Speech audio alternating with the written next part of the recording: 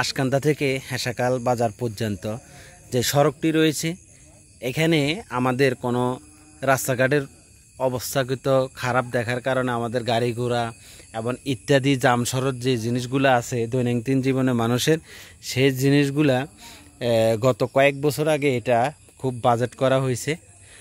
এখানে আমাদের যারা রয়েছে তাদেরকে অনেক সময় আমরা জিজ্ঞেস করা হয়েছে তারা কাজ ধরবে বা কাজ করবে, এই কথা অনেক সময় বলে যাচ্ছেন, কিন্তু এখন থেকে আশকান্তা দক্ষিণ পাড়া থেকে হেঁসাকাল বাজার পর্যন্ত প্রায় 600-700 পরিবারের এখানে বসবাস।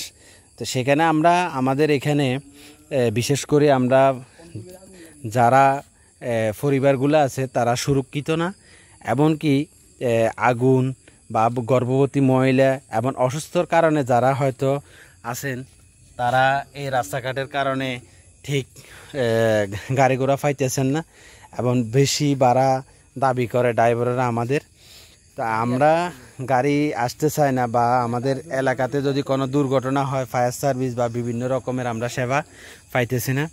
তো আপনাদের কাছে বিশেষ করে একটা অনুরোধ থাকবে, ঝড় বৃষ্টি এবং হালকা পাতলা যদি ঝড় বৃষ্টি হয় তাহলে আমাদের এই জিনিসগুলো অনেকটাই খারাপ হয় মানুষগুলো। বিশেষ করে আপনাদের কাছে একটা অনুরোধ রয়েছে, আমাদের এই ভিডিওটা আপনারা বেশি বেশি করে শেয়ার করবেন, যেহেতু আপনারা একটা শেয়ারের মাধ্যমে যে যারা কর্তৃপক্ষ আছে তাদের কাছে যেন আমাদের এই ভিডিওটুকু যায়।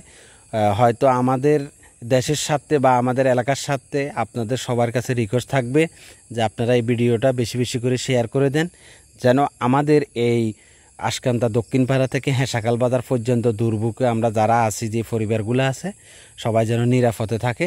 সবাইকে ধন্যবাদ। আসসালামু আলাইকুম। আমাদের আশকান্দা চ্যানেলটাকে সাবস্ক্রাইব করে দেন।